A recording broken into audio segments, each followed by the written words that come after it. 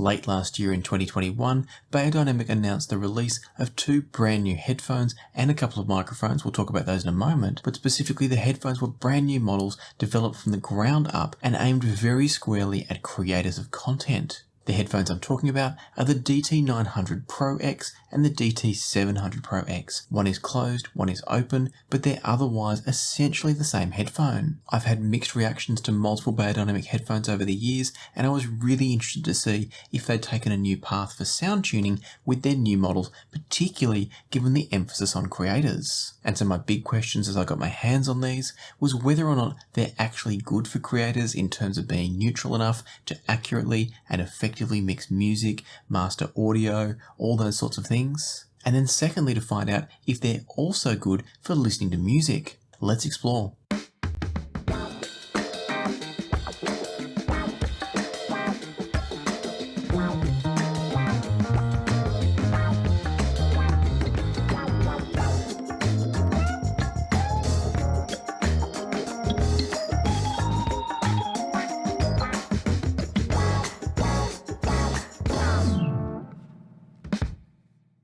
At $299 US, these aren't an expensive headphone by any stretch. They're not a cheap headphone exactly, but they're quite attainable for someone that's getting serious about audio, and particularly somebody who's looking for a tool for their profession being in some sort of audio area.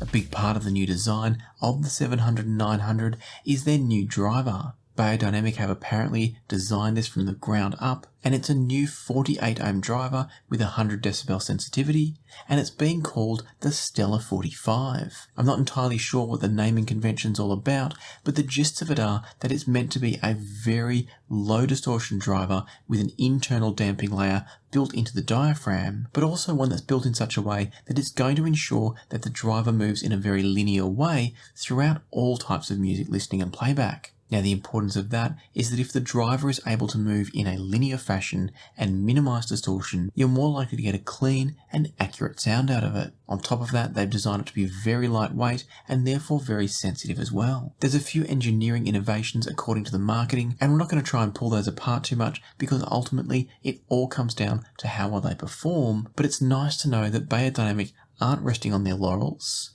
They are looking to build new and interesting headphones. I mentioned before, there's also a pair of microphones. I do hope to get my hands on a pair of those in the future, but I'd love it if you'd let me know down in the comments, are you interested in hearing my thoughts on the new Pro X microphones as well? I'm interested to hear them just for me and for potentially producing these videos that I share with you, but I'd love to know if you want me to delve into depth on them as a review as well. Coming back around to the headphones, there's a couple more things I really want to talk about before we get into the sound quality. First and foremost, Beyerdynamic, like a few other manufacturers now, are being very environmentally conscious with the design of these headphones. That carries through things such as the choice of packaging materials being all cardboard, it's all recyclable, and then the headphones themselves being deliberately designed to be durable and also to have every single part, or almost every single part at least, user replaceable.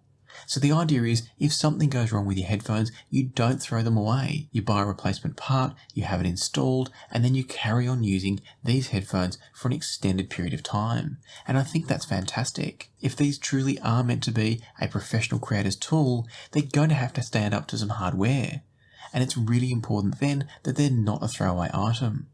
So bravo to Beyerdynamic for making a headphone that's environmentally conscious, and also one that's specifically designed to be durable and have user replaceable parts. While we're talking about packaging and design, inside the box with the 900 and the 700 Pro X, you're going to get two different cables. There's a 1.8 meter and a 3 meter version, but both are otherwise identical. And what that means is that you've got a cable with a 6.3mm termination at one end, which is a screw-off adapter for 3.5mm underneath, and then at the other end, you've got yourself a 3-pin mini XLR. So the bad news is you can't run this as a balanced headphone, or that is to say you can't run either of these as balanced headphones.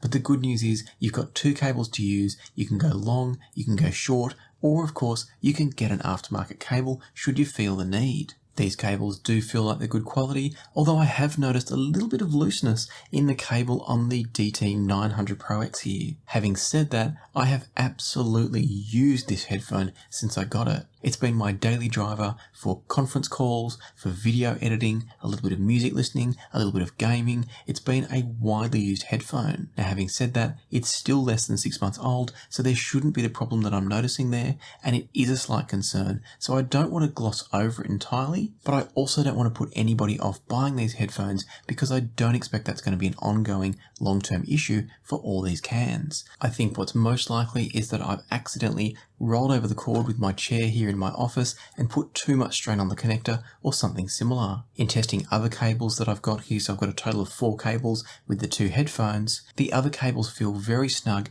in both the 700 and the 900. So I think it's just a one-off with the particular cable I've been using, and therefore I don't want to make a big deal, as I said. But I wouldn't be doing my job if I didn't share the fact that it's not all been absolutely smooth sailing. As I said before though, the great thing is I already had a spare cable here, albeit the longer one, which was a bit longer than I needed, and I could easily buy an aftermarket cable, which you couldn't do with the older models like say the DT880. So I think that's a great thing that there's a bit more flexibility with cabling options here and the ability to replace them should a mishap like what's happened with me happen to you as well. The final thing in the package before we move on to the design of the headphones themselves is a pouch for carrying these around.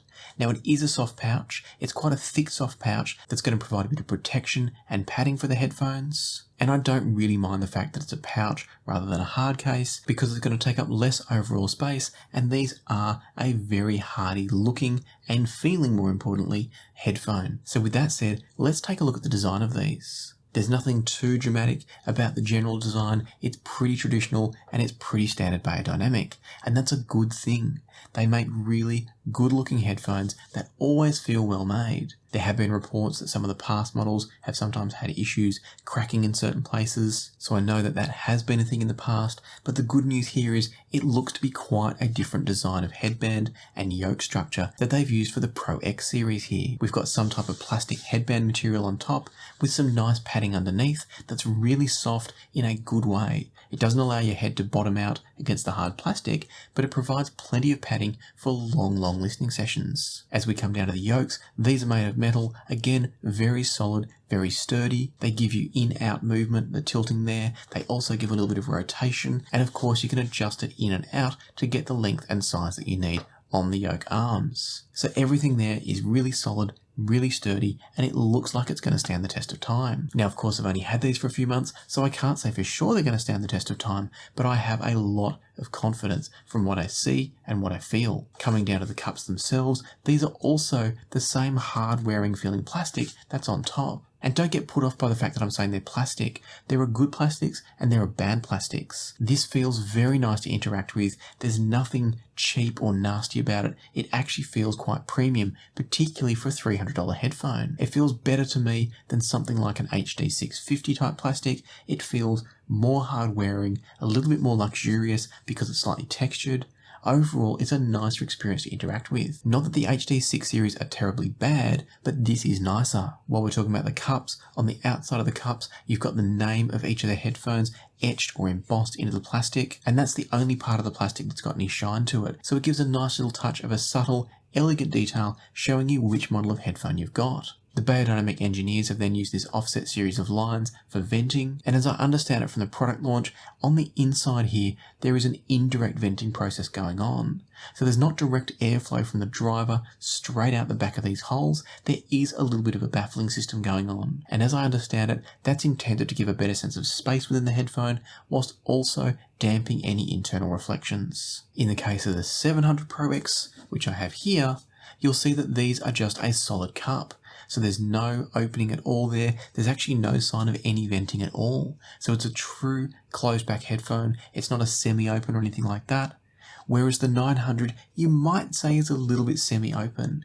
It's not the most open back I've heard, but at the same time, it's not too closed in either. For example, I hate getting on video calls with closed headphones. I hate the sound of my own voice kind of echoing in my head, and these have not caused any such problem. They've been very easy to wear and use for a whole range of options.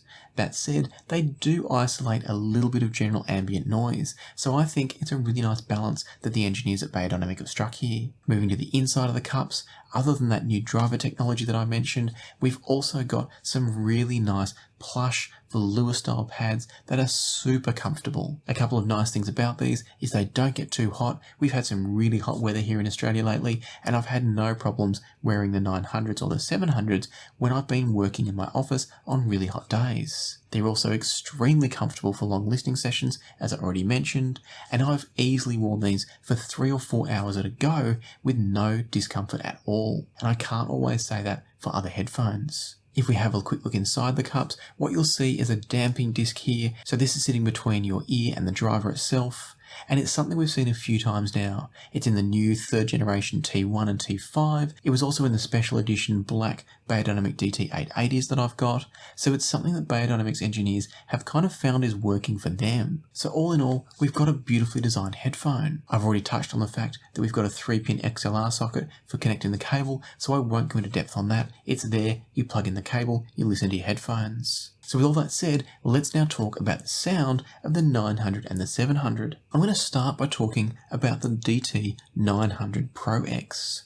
And that's partly because it's the one I've used the most, but it's also for another reason that you'll find out soon. Tonally, the DT 900 Pro X comes across as having a slightly rich sound that's detailed and spacious. Now on first glance, you might think that a rich sounding headphone is not what you want for producing content. Editing, mixing, mastering, anything like that, it might sound like they've created a rich, warm, and unnatural headphone, but that's absolutely not the case. What they've actually done is produce a very natural sounding headphone that has the right amount of richness and body to the sound without ever getting into it being rich or over enhanced, and also maintaining an excellent sense of detail retrieval, clarity, and general sense of texture in the sound. When you listen to vocals through the DT 900s, what you hear is a vocal that's got lots of texture and clarity, but it also has weight, body and presence where it's meant to. In the past, some of Beyerdynamic's headphones, like say the DT 1990s, they've had a sound which is great, it's interesting, it's very revealing of certain sounds, but it's not necessarily truly natural sound. And that to me is where they've absolutely nailed it with the DT 900. If you said to me you could have a 1990 or a 900, I would choose the 900 every time. Not because it's necessarily better in all ways, but because it's a headphone that I think is more versatile. It's going to be more consistently usable for more different tasks. When I was writing up my notes for these, I wrote down something that technically doesn't really make sense, but what I wrote was that it's like the DT 900 Pro X is a bassy headphone that's also mid-forward and with great treble detail all at the same time.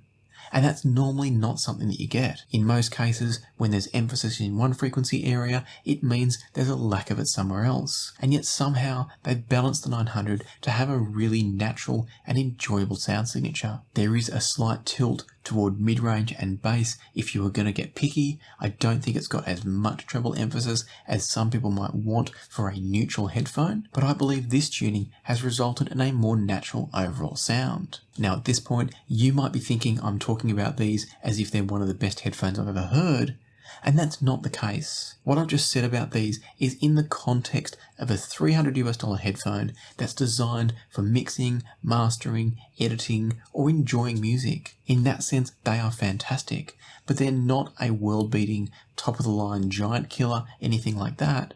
They're an excellent, in fact outstanding, $300 headphone. And to help explain why I'm providing that little bit of clarification, let me talk now about their spatial qualities. The soundstage from the 900 has a decent sense of width. It's quite good in fact for a $300 headphone. It's certainly not on the level of an HD800, but it's better than I expected at this price point. Depth, on the other hand, is not that strong. It's not bad, but it's not ahead of what I would expect at the price point. And that then results in instrument separation within the overall imaging and soundstage that's good, but it's not amazing. It's certainly good enough. It's certainly what I would expect for a $300 headphone, but it's not like it's up there, as I've already said, with the flagships.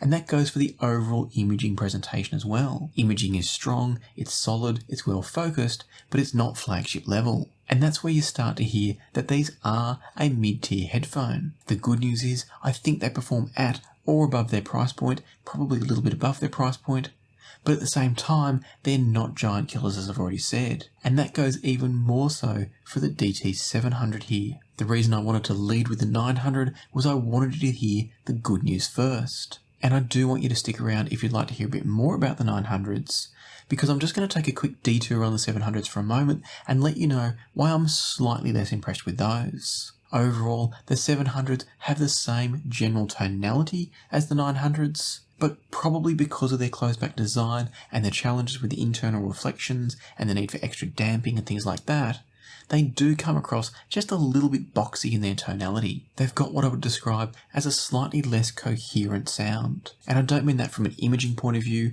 I mean that from a frequency response point of view. There's a few more peaks and troughs in the 700, and it does lead to a slightly uneven frequency response. Whereas with the 900s, the bass, mid and treble all blend together really beautifully, as I've already said. In the 700s, your attention's drawn to different sections of the sound signature rather than taking in the whole picture all at once. It's not dreadful by any stretch, and I do think the 700s are still a good headphone. I just don't think they're a great headphone at the price. Having said that, closebacks are always a very difficult thing to get right. And so I think the 700s, if you needed a closeback, are a solid choice. But if you had the choice between closed or open, the 900 is an easy winner there. Before I close out my discussion of the 700 though, a couple of other things I wanted to point out in case you are weighing up the two of them, is that even though it's a slightly unnatural sound from the 700 compared to the 900, it is a sound that your brain adapts to fairly quickly. That boxiness I referred to earlier disappears pretty quickly when you listen to them for just a few minutes. I would say that if you're mixing and mastering with these, you're going to need to learn to adapt and adjust your mixes for that slight bit of boxiness, because your ears might adjust, but your mixes won't unless you make the adjustments for them. And so that's one little thing I'd mention. And the other is that they do have a little bit more treble bite than the 900s. We're not talking 1990 level treble bite, but we are talking just a little bit more aggression in the treble. So I think the 700s, if you're going to turn them up to a level that you get the same level of dynamics and punch as you do from the 900, the treble peak's going to be high enough that you might experience a bit of fatigue. It's not drastic, it's not the old killer Beyerdynamic spike, but it is a little bit reminiscent of that. Finally, in terms of spatial performance, I think the 700 is really strong for a $300 closed-back headphone. It's got soundstage width that's very close to the open-back 900, maybe just a tiny bit smaller, but that's very good for a closed-back, particularly at this price point. The sense of depth is also very good from the 700, but it is again slightly behind the open-back 900. Being a closed-back though, I think overall it's doing an excellent job. At $300, it's one of the more open and spacious sounding closed-backs I've heard in any kind of budget to mid-tier level. And so, as I said before, if you're in the market for one of these two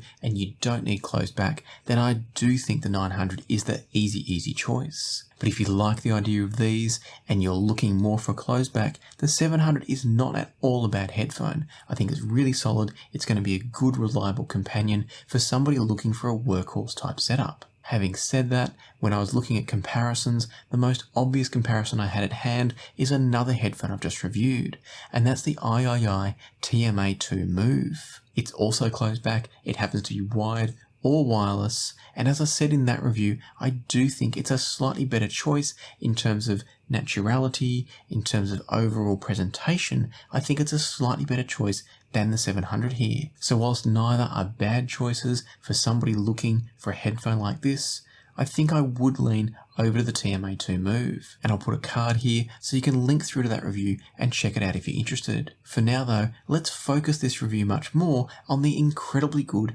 DT900 Pro X. And we're going to do that as always with a comparison. But before we get to the comparisons, I wanted to let you know that channel patrons get access to reviews just like this one weeks and sometimes months before they go live on YouTube.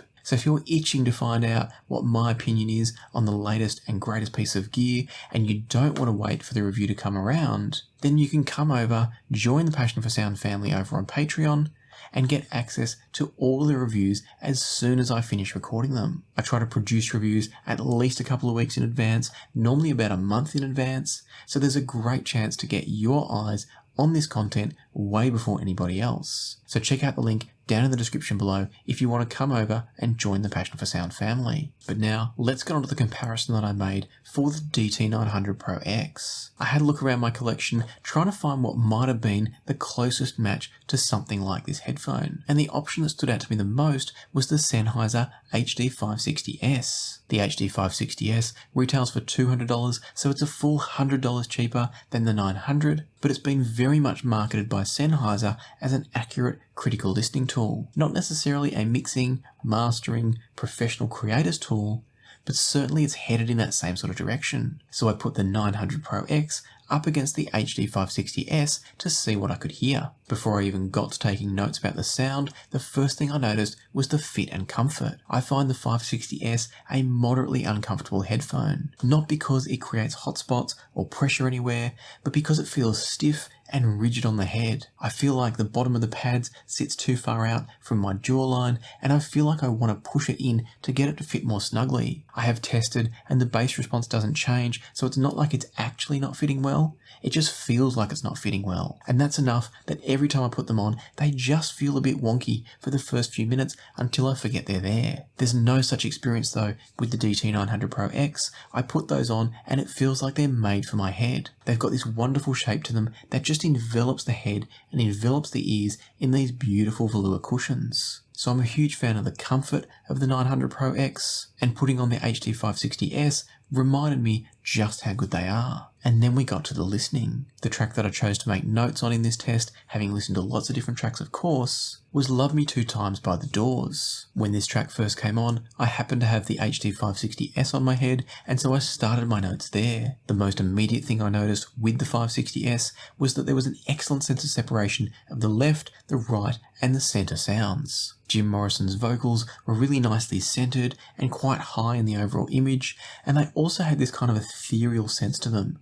Not that it was lacking necessarily in weight, so much as you could hear that it was kind of floating in space the way it had been mixed. The bass in this track from the HD560S was articulate and clean. It had a decent sense of punch, but it wasn't overly weighty or present. Ultimately though, I felt like everything was pretty well balanced from the HD560S. It reminded me that they are a very strong headphone. There's a few things about them I'm not necessarily a fan of, but overall, on this particular track, listening to them direct from the Chord Hugo TT2 and the M Scaler, it was a really enjoyable listen. And it actually had me wondering if I was then going to put on the Pro X and suddenly feel like they weren't as good as I actually thought they were. When I did then make that change, the first thing that struck me was that these are a more intimate headphone.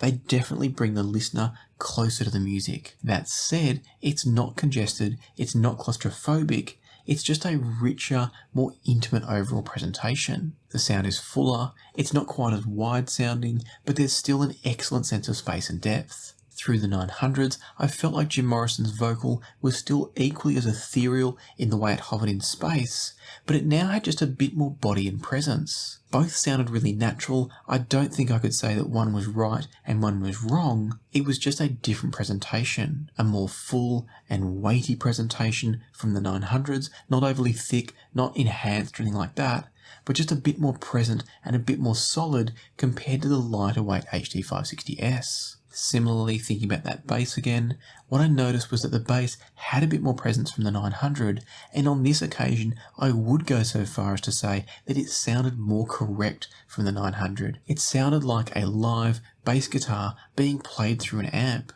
And so, for me, that's where the 900 just started to edge ahead a little bit from the 560S. Moving from the bass up to the treble now, something that really surprised me in this comparison was that I felt like the 900s actually had a bit more bite in the treble. Interestingly though, that bite was better balanced overall. So where the HD560S also has a little bit of treble emphasis. It's lacking the bass strength to offset that treble peak. In the case of the 900s, it's got that same level of bite, maybe a little bit more, but because there's also a bit more weight and presence in the bass, it's a more balanced overall sound. So what you're getting here with the 900 is a headphone that can give you the attack and the clarity of excellent treble presentation, but without becoming overly lean or sterile. And that's what I really love about the overall tuning of the 900. Ultimately, I felt like both of these headphones sounded very good on the tracks I tried, but what became clear to me as I used the 900s more and more,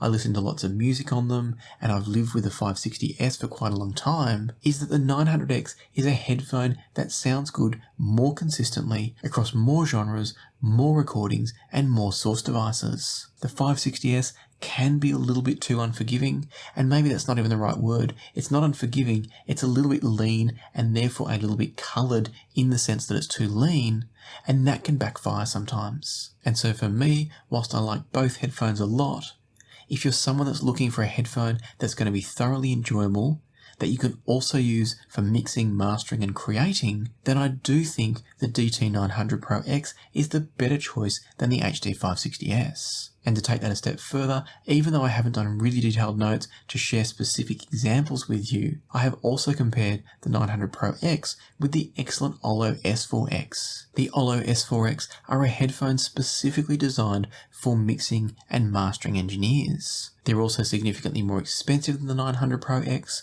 and so it's pretty tough competition. But I have to say, the Beyerdynamics have absolutely held their own. I think if you can afford to go for the Ollos, I probably would go for them ever so slightly over the Pro X here. But it's not so much because they're hands down the better performer, it's more because they've got some creature comforts. They've got a really nice design that I find equally or potentially even more comfortable. They've got twin entries so you can run them balanced. They're made out of timber, which I kind of like, and based on the Ollo S4R, which is the closed back version, unless I'm getting my X and my R mismatched. But anyway, the closed version, which is the newer version 1.1, that is even better tuned than my open version Ollos. So I'm also operating a little bit on the assumption here that if you're watching this now and you're in the market for a pair of Ollos or a pair of these, the current version Ollos are likely to be even better than the pair I have here. And that's why I'm saying if you're in the market and you can spend more, the Ollos might be a better choice. But if you want to save some money, the DT900 Pro X come incredibly close. The 700s, not so much. There's a much bigger gulf between those and the Ollos. But with the open backs, it's a very close call. So to round all this out, in case it wasn't already clear, what I'd say is I would highly recommend the Beyerdynamic DT900 Pro X to anybody. If you're looking for a music listening headphone, they're great. If you're looking for a headphone that you can mix and master audio with, they're also really strong. As always, they're not necessarily going to replace a pair of good studio monitors, but as a tool within your workflow, they could be a very, very good option. I'm also going to say that I think the DT700 Pro X are a solid choice. I'm not going to go as far as saying I'd highly recommend them, but I don't think you can go too far wrong. They're wonderfully designed, they're incredibly comfortable, and the sound is pretty solid for a $300 closed back. Having said that, as I mentioned before, don't forget about something like the TMA2 Move from III. And so, as always, if you're in the market for either of these types of headphones, I'll put some links down below where you can click through and pick up a pair for yourself. Also, just a quick reminder, if you've enjoyed this video and you want to see more videos like this one, please think about hitting the subscribe button, ringing the bell, and hitting the like button. It really helps the channel to grow, helps me to get more product like this to share with you, and helps YouTube to know you want to see more of these videos. Finally, don't forget to come and check out Patreon and see if some of the benefits there might be right for you. We've got a wonderful community growing both on Patreon and also in the Patrons Discord server. But for now, let me leave it to the music, so happy listening, and I'll see you here next time on Passion for Sound.